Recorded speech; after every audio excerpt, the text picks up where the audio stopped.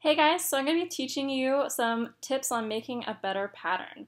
I have a little cheat sheet here. We're going to be going through it step by step. So the first thing I'm going to do is select everything, and we're going to go ahead and use the pattern tool for this demo. So to get to the pattern tool, I'm going to make sure everything is selected, and then I'm going to go up to Object, Pattern, and then Make. So to make sure my little cheat sheet here isn't being repeated, I'm going to move it over outside of the blue box. And I'm going to bring it forward so that we can see it.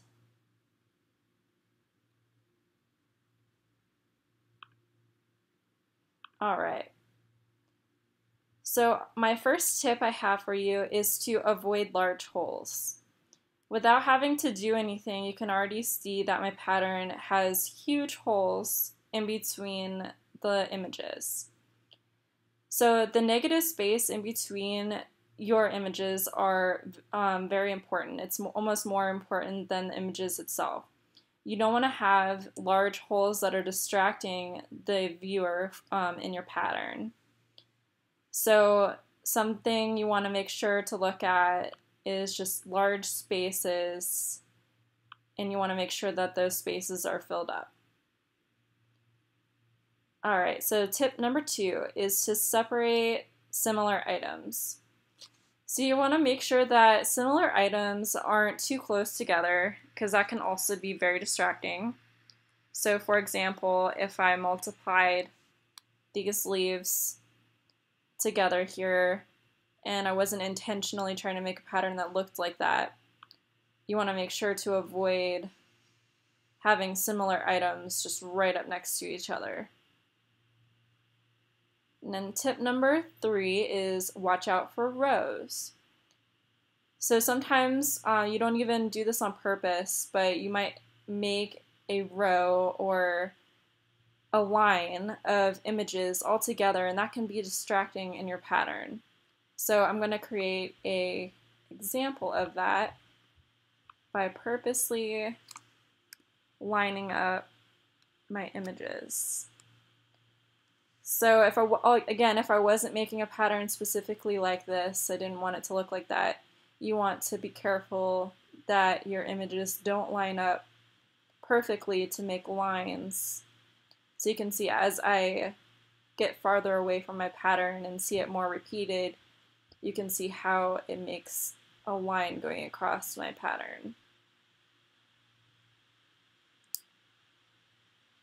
Then tip number 4 is scale is important. So in your pattern, you typically want to have at least 3 different items that are being repeated that are in different scales from one another. So I specifically have this line here, which is my largest piece.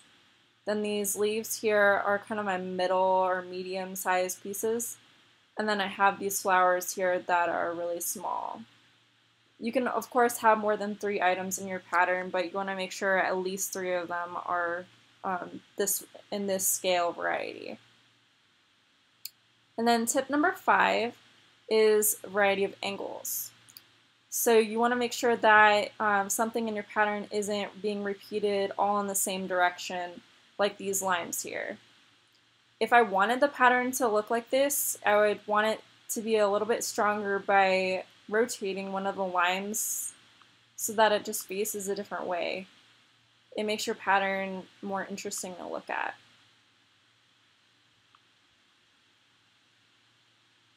And then, we already got to tip number 5, so that's it for my tips here. We're going to come back to my original page, and then I can show you an example of the final product. So here are 2 versions of the pattern that I made. I just took these pieces here and I repeated them into a scattered pattern. So you can see all these pieces are facing in different ways, like they're all rotated.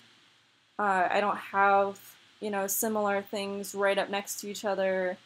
I have a variety of sizes going on, so the little pieces can be used as fillers so I don't have large holes that are distracting in my pattern.